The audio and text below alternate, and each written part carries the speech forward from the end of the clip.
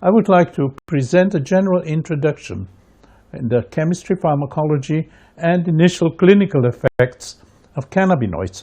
When we started work on cannabis and the cannabinoids about 50 years ago, I was surprised to find out that it was a topic that very few investigators were involved. This was surprising because the chemistry of opiates and cocaine had been investigated for many years since the middle of the 19th century. One of the reasons for the lack of interest at that time, and I'm speaking of the early 60s, were illegal. Cannabis was obviously considered an illegal drug, and in most academic institutions it is very difficult to work with illegal substances because students come in and out, and obviously a professor cannot take care of every second of what's happening. Surprisingly, we didn't have these problems. I was able to obtain cannabis from the police, and we went ahead looking for the components that were active in the stuff and go ahead with pharmacology. Now, since then, interest has bloomed, and there are thousands of papers published on cannabinoids of various types. And the reason for this is it has been found that cannabis, in addition to its illegal use, has considerable medical properties, and the cannabinoids, the different cannabinoids, have different activities, and therefore they can open the door for new types of drugs. Indeed, Nature, one of the major scientific journals, had 4 reviews recently, and this is the review we wrote, and they had it on the front page. As you can see, a brain with cannabis growing out of the brain. As I said, the reason for this interest in scientific circles is that it has been found, and I quote, "Modulating endocannabinoid activity may have therapeutic potential in almost all diseases affecting humans." And I'm citing here 2 scientists from NIH in Washington, and they give detailed references to all the diseases they have been looking at. But cannabis was actually used both as a recreational drug and as a therapeutic drug thousands of years ago. And here is something that we found of the use by Assyrians. They called ganzigunu, the drug that takes away the mind, which is essentially the recreational part of cannabis. But they used also the name azulu, which was apparently for a drug used in neurological diseases. As a matter of fact, they also used cannabis as part of their religious rites. But the use of cannabis as a medicinal agent has followed many years. As a matter of fact, I just pointed out the Assyrians 3,000 years ago, but here I have a quotation from Dr. Russell Reynolds, who was the physician of Queen Victoria, and he used to import cannabis from India because Queen Victoria had serious migraines, and cannabis, Indian cannabis, was the only one that helped her. Usually, when we speak of cannabis today, people think of the plant alone and the components of the plant. But obviously, this is only part of the picture. Today, we know much more, and I can look at cannabis research as passing through 3 phases of research. One of the original one was the phytochemical, the compounds that are found in the plant and they are obviously used both as recreational drugs and as therapeutic ones. But over the last 25 years, a lot of work has been done on the compounds that mammalians, we produce in our brain, our body, and actually THC, which is found in the plant, mimics the activity of the endogenous cannabinoids. So I consider this as the second part of cannabinoid research. And over the last 10 years, it has been found by quite a few groups, including ours, that these endogenous cannabinoids are not the only ones of their type. There are many additional compounds found in the body, about 100 additional compounds, and many of these have a variety of therapeutic effects or biological effects. So I will try to discuss all three types, domains, if you wish, of cannabinoids and cannabinoid research. Let's start with the phytotherapy. The phytochemicals, and here is a list of some of them. A few of them were already known in the 1930s, but their structure was not well defined.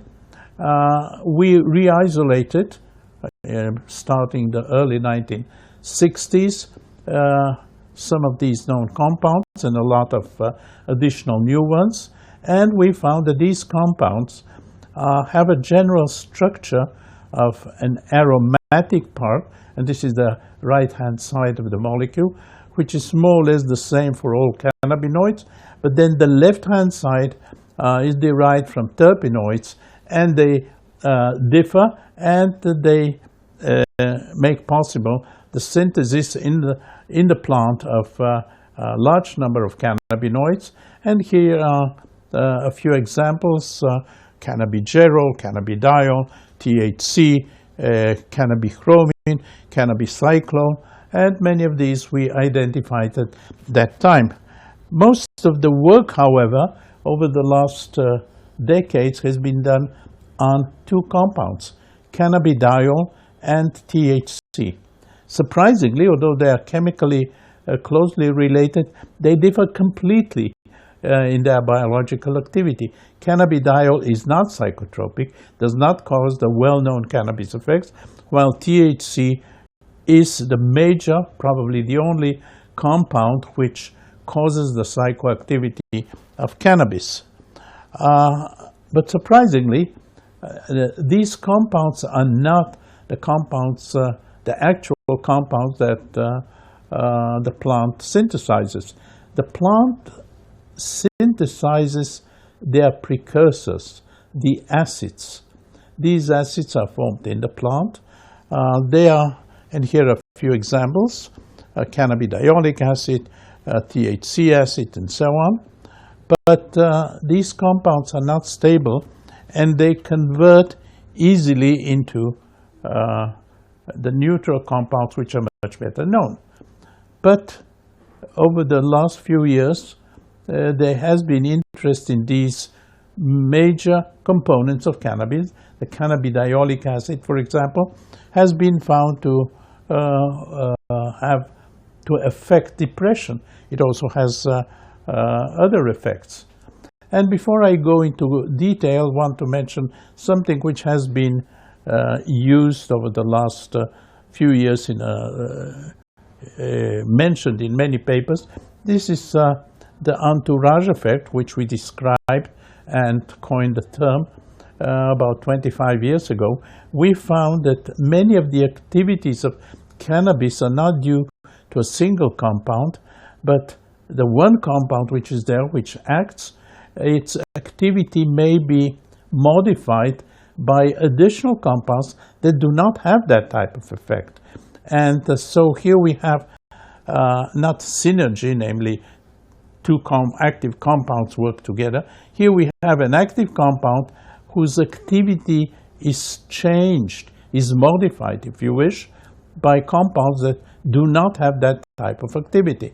It is called the entourage effect. Now, the entourage effect has practical implications.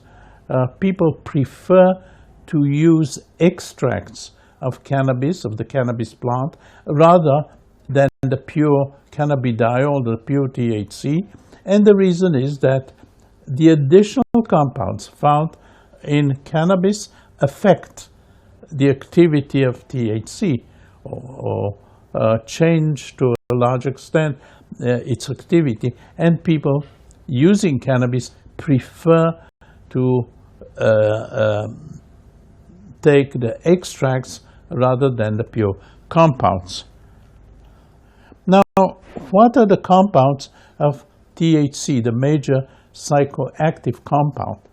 I will not go into great detail, but it has been shown that it definitely lowers pain, lowers nausea and vomiting, which during cancer chemotherapy major side effects. It affects sleep. Many people have found that they sleep much better when they have taken THC or cannabis. Anxiety is affected by THC. At lower doses, THC can modify, can suppress anxiety. And one of the reasons so many people use cannabis is because it actually lowers anxiety. However, at higher doses, it can cause anxiety. And indeed, many people that use cannabis for the first time, youngsters, take too much cannabis and end up with a psychotic attack in the hospital after using it for the first time. So here we have two types of activity, both lowering anxiety and enhancing anxiety depending on the activity. THC has also been found to enhance appetite, particularly for sugar type foods, and it has been shown that it affects post-trauma. Not all of the post-trauma effects can be affected by THC, but by helping with sleep, for example, THC is very helpful because patients with post-trauma are afraid to go to sleep. They are afraid that in the middle of the night they will wake up with whatever caused the trauma. Here, cannabis or THC helps to a large extent. I mentioned the post-trauma, and indeed a colleague of ours, Dr. Reutemann, the Department of Psychiatry, found that THC or cannabis can be very, very useful. But surprisingly, today we know the reasons, but surprisingly, over the last few years, most interest has been at CBD, at cannabidiol, the compound that does not cause psychoactivity, but has a huge number of positive therapeutic effects. For example, 1980, almost 40 years ago, we found that CBD, cannabidiol, CBD, affects epilepsy. This was done in collaboration with colleagues in South America, and after working with mice, and other people had also done work on mice, we went and did a clinical trial with patients that nothing else was helping them, and we found that high doses of cannabidiol definitely helps with the effects of epilepsy. Many of these patients, and as I said before, nothing was helping them anymore, did not have attacks or had very few attacks during the 2 months they used high doses of cannabidiol. Just as an aside, I would like to mention that at that time, obviously, cannabidiol was not commercially available, and we had to isolate nearly half a kilogram of cannabidiol because the patients got 200 or 300 milligrams of cannabidiol each day for a period of several months. So we were sorry to see at that time that although we had shown that cannabidiol helps with epilepsy, it was not being used. There were children that have epilepsy, nothing was helping them, and yet cannabidiol was not used. Well, over the last 10 years, parents had maybe seen the paper or heard from other people that CBD helps with epilepsy, started using, in the US in particular, started using plant extracts with high doses of cannabidiol and found that it's useful in many cases. And there was pressure in the US, and the US Food and Drug Administration allowed a clinical trial with cannabidiol, which was completed a few months ago. It was very positive, as we had seen almost 40 years ago. And today, cannabidiol is an approved drug for certain types of epilepsy in children. Well, why did we have to wait 30, 40 years? We could have helped thousands of children, thousands of patients. Well, it seems that anything that has to do with cannabis moves slowly. At the moment, there is a clinical trial that's going ahead. It is on the basis of work that was done by Dr. Yeshurun in one of the hospitals in Israel, who found that cannabidiol can lower the effects of graft versus host disease. This is a disease that is a man-made, if you wish. In many cases of cancer, the bone marrow has to be transplanted. A person with certain types of cancer is being treated by a bone marrow transplant. Now, it works pretty well in many cases of cancer, but the transplant, being an outside tissue, is being attacked by the body, and the transplant itself attacks the body, and the patient may be sick, sometimes very sick. And this is called graft versus host disease. And Dr. Yeshurun found that indeed cannabidiol is very helpful. This is not surprising because graft versus host disease is a kind of a autoimmune reaction. Autoimmune reactions are reactions in which the body attacks itself for reasons that we're not so sure, and there are about 100 diseases of this type, 10 of which are very central diseases, for example, diabetes type 1, and the body attacks in diabetes the cells that produce insulin. In this case, the transplant, which is present now in the body, is being attacked by the body, and it is kind of an autoimmune reaction, or the transplant itself attacks the body. So Dr. Yeshurun found that it is very helpful, and in many, many cases it lowers the symptoms of the disease to a large extent. And so now CBD is in phase 2 clinical trials, and I hope that the phase 2 and phase 3 clinical trials will be successful, and the cannabidiol will become a drug generally used for graft versus host disease. Another disease in which cannabidiol has been shown to be quite active is schizophrenia. Here, however, the doses needed are extremely high. A group in Germany, headed by Dr. Leveke, found that cannabidiol at high doses, about 800 milligrams per day, can lower or eliminate even attacks of schizophrenia.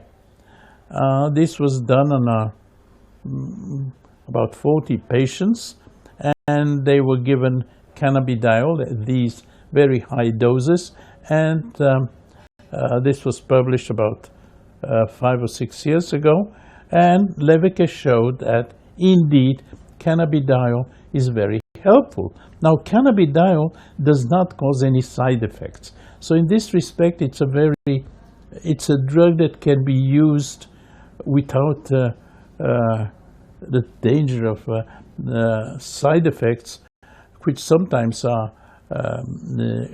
quite strong with other drugs. In schizophrenia, there are very good drugs at the moment, but most of them cause side effects, and patients sometimes say, I prefer not to take the drugs because nothing else is helping me. Well, cannabidiol was shown by Leveke and also by others that it is a very helpful drug. And yet, it is still not being used in schizophrenia. Why? Difficult to say. I hope that it will be. I mentioned diabetes type 1, which is an autoimmune disease, namely the body attacks itself. It was found, we found, in collaboration with our colleagues here at Hadassah Hospital, we found that cannabidiol can save the cells that produce insulin.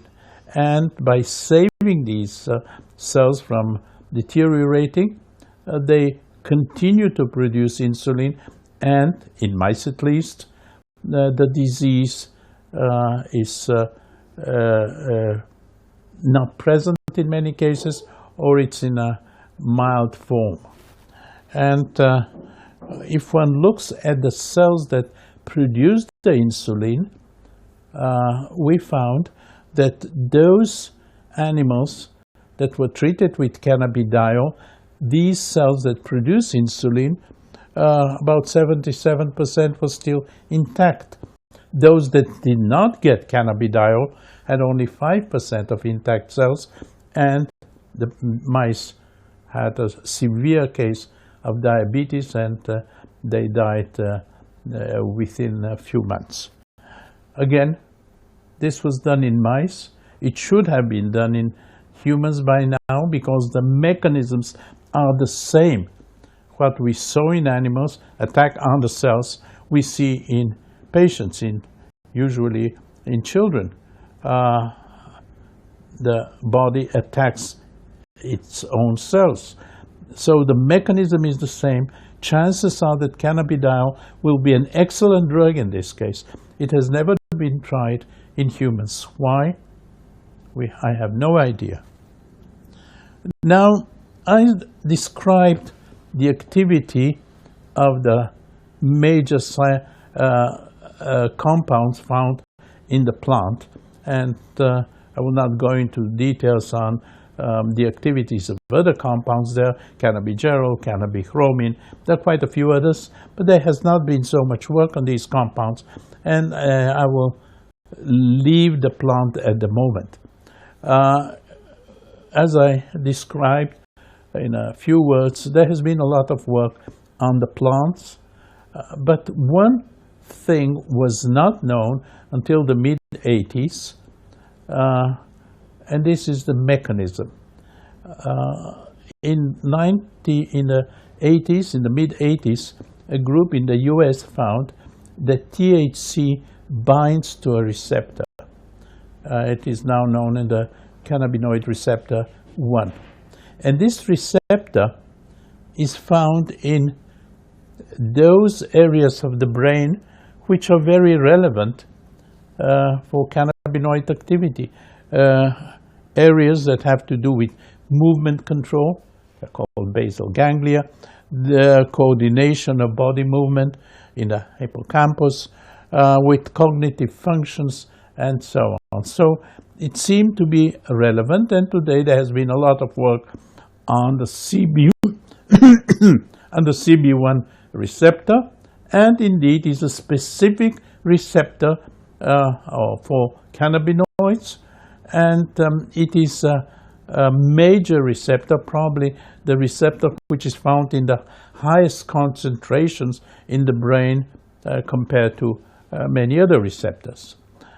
Now, receptors are not made in our brain, in our body, because there is a plant out there. Receptors are present in order to be activated by compounds, constituents that we make, that the animal body makes. And by chance, a plant, in this case the cannabis plant, makes compounds that activate the same receptors. So we went ahead looking for the compound that we make, that the animal body makes, that activates these receptors. And this is done by taking the THC and putting a radioactive compound, and then the THC goes and binds to the receptor, and we can isolate in this way the receptor. And here is THC, or a derivative of THC, which we can put on a radioactive substance, and indeed the compound, the new radioactive substance, was we found to be binding to a receptor. And so we started looking for the compounds in the body that bind to these receptors. And I will not go into details, but after a few years of work, we found two compounds that our body, the animal body, makes, and these compounds bind and activate the receptor. We call one of them anandamide, and the second one is known as 2-AG. Now, these compounds have turned out to be of extreme importance. They are major new neurotransmitters. They are involved in a huge number of body reactions. They are involved in a huge number of disease states. And these two compounds have been the object of research in thousands and thousands of papers. These are, as you can see, different structurally from THC. You have the structure of THC on top, and you can see that the compounds that our body makes are completely different, and yet they act exactly in the same way. With one difference, the compounds that we make are formed in the body, they act and are immediately broken down. So they do not cause the effects of cannabis that we know, the marijuana type effects. THC stays in the body for a longer time, and therefore it can cause the effects, the well-known marijuana effects. I will not go into the biochemistry, of course, but we'll say I have just one slide. Anandamide and 2-AG, the compounds that we make, are not formed in large extent in the body. It is formed only when needed. And if you have a nerve, and the nerve doesn't go, it's not like going from the one place to another like a string. There are always breaks. They're called the synapses. And this is done by the body in order to regulate nervous activity. So anandamide and 2-AG are formed in what is called the postsynapse. They are formed there when needed. For example, if there is pain, they move to the presynapse, activate the receptor which is there, and start acting by their own activity, and also by affecting, regulating the release of other neurotransmitters. So they have two roles, both as regulators and as activities, and as the compound that act on their own. Now, the receptor and the compounds we discovered, the endogenous cannabinoids, the endocannabinoids, and all the enzymes that form them or break them down, they form a new physiological system which is called the endocannabinoid system, and it is a physiological system of major importance. Now, where is this endocannabinoid system involved? Well, as I said before, there are almost all biological reactions that are taking place in our body are somehow related to the or close to the endocannabinoid system. And it has been shown that the endocannabinoid system is involved in anxiety and appetite, blood pressure, bone formation, digestive system, so on and so on. If I had to make this slide again, I would have another 10 or 15 types of reactions taking place. And this is why there is so much interest today in the medical therapeutic side, because by modifying the endocannabinoid system, one can produce possibly new drugs. And indeed, quite a lot of companies today are working on the cannabinoid system, looking for new drugs based on the endocannabinoids. And I'll just give one example, and this has to do with neuroprotection. When the brain is hurt, maybe damaged, it starts to produce 2-AG. So we asked ourselves, why does the brain do that? Is it because it has been damaged and it doesn't know what it's doing, or is that some kind of reaction? And here you can see the red thing, which shows that compared to the controls, the amount of 2-AG goes up tremendously. Now, why? So we synthesized a lot of 2-AG, and Professor Esti Shohami, who is a specialist in brain trauma, looked at animals that were given synthetic 2-AG after trauma, and she found indeed that those animals that received 2-AG, in addition to the large amount of 2-AG that the brain makes, have much lower damage. In the control, there is a certain amount of damage. You can see the white here of the damaged brain. If the animal gets 2-AG, the damage goes down in mice about 50%. I hope that this will be further developed as a neuroprotective agent in humans. Recently, it was found that 2-AG actually works on depression. The 2-AG in people that have depression is lowered.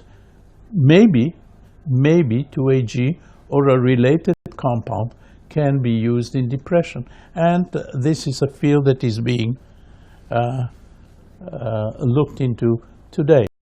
And as I said, there are receptors, two receptors. One is the CB1, the other is the CB2. The CB1 causes, when it is affected, when it is stimulated, it causes the well-known marijuana effects. But the second receptor, the second cannabinoid receptor, doesn't do that. It is a protective receptor. It has been found to be involved to help with problems of the heart, with atherosclerosis, with stroke, and many other diseases. And again, some major companies today are developing specific compounds which act only in the CB2 receptor and do not cause any of the psychoactivity of marijuana, because they work only on the protective mechanism. And hopefully within the next few years we shall see compounds on the market as drugs against many of these diseases. And here are molecules that work only on the CB2. Now, I would like to end up with compounds that our body makes and are very close to the neurotransmitters I mentioned, very close to anandamide. anandamide is made of a fatty acid bound to an amino acid. Well, in the body we have many fatty acids, many amino acids, so the body uses the same mechanism, makes a lot of compounds, and some of these compounds of great interest. We found, for example, that on brain injury, we have two ways that the brain injury causes damage. One is through all kinds of compounds called glutamate and cytokines and so on, and they cause neuronal cell death. But in addition, the brain injury causes also vasoconstriction. The blood vessels are constricted, and this is not a positive thing. The blood vessels should not constrict, so the body tries to prevent or lower the vasoconstriction. How does it do it? Well, we worked and found that the body can regulate to a certain extent the vasoconstriction. It causes vasodilation, and we discovered that one of these compounds, which is very closely related to anandamide, the endogenous cannabinoid, it is really very close. Those of you who remember their chemistry can look at anandamide and can look to this compound that prevents vasoconstriction, and the only difference is a very minor one on the side. So here we have something that the body does, making a cannabinoid which has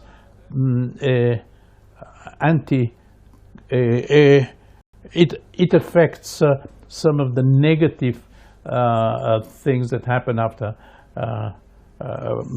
brain damage. But another thing, bones. It is known that women in the Mediterranean region have less osteoporosis than women in the northern countries, in Norway, let's say. And the reason was, that's what was thought, that they use a lot of olive oil.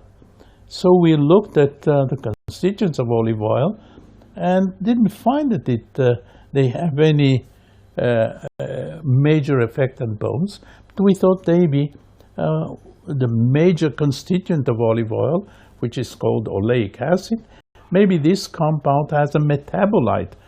And we looked together with the late Professor Bob for compounds that are in the body, and surprisingly they turned out to be close to anandamide. We didn't expect that. And here, if you see anandamide, this is the structure, we found that the body forms a compound closely related to anandamide, and it is a very potent anti-osteoporotic agent. So in the Middle East, women use a lot of olive oil. Oleic acid, part of it is converted into this compound, which is named oleilserine, a derivative of oleic acid, of olive oil, and that's one of the reasons why there is less osteoporosis. But the body makes this compound in all of us, and today I believe that the companies are working with oleilserine, this compound, as an anti-osteoporotic agent. So here we have different things. We had the brain trauma, we had bones, and I can show you what happens with the bones. The bones in an osteoporotic mouse go down, and you can see the green one is the normal one, and the red one is an osteoporotic mouse. If we give this compound, it not only stops the breakdown of the bone, but actually the bone starts recovering. Will that happen in humans? I hope so. And I want to end with something that we're working at the moment, and this is addiction. Addiction is a disease. The body sees addiction as a disease. And if the body sees addiction as a disease, chances are that it will try to find ways or to look for ways that affect the addiction. So we went ahead, and we, in this case, means a group of 4 researchers, 4 research groups. One is ours, and one in the US in Virginia, one in Canada, and one in Italy. We work together on this problem, which is a major problem today, addiction. And we found that, yes, our body makes a compound closely related to the anandamide and the other compounds that I mentioned that are related to cannabinoids. And this compound is, again, a fatty acid bound to an amino acid, closely related to anandamide, and it can eliminate the formation of addiction in mice. What was used, there is a method called conditioned place preference. Mice can go either to a place that has food with nicotine or food without nicotine. At the beginning they go 50% here and 50% there, but then they slowly learn, get addicted to the nicotine, and they go only to the food that has nicotine. This is called conditioned place preference, and this compound can break down the formation of addiction. And it can also do something else which may be even of greater importance. This compound can block the withdrawal symptoms of addiction, and in this case the withdrawal symptom both of nicotine and opioids. Now, one of the reasons why people go back and continue to use both nicotine, cigarettes, and opiates, heroin, is because of the withdrawal symptoms. They're afraid of the withdrawal symptoms. If they don't get their drug, they get into a situation where which they cannot withstand, and therefore they spend all their time looking for the drug. And this is one of the reasons why so many people get addicted and cannot get out of the addiction. Well, we found that oleoyl glycine not only blocks nicotine addiction, it does not block opiate addiction, it blocks nicotine addiction, but it blocks both nicotine and opiate withdrawal. Will that be useful in humans? We don't know yet. We've done that in mice alone, but I hope that maybe soon, within the next few years, we shall know that here we have an anti-withdrawal agent of major interest. Well, I would like to summarize what I've been telling you. The endogenous cannabinoids are involved in a large number of physiological processes, and THC mimics the effects of these endogenous compounds.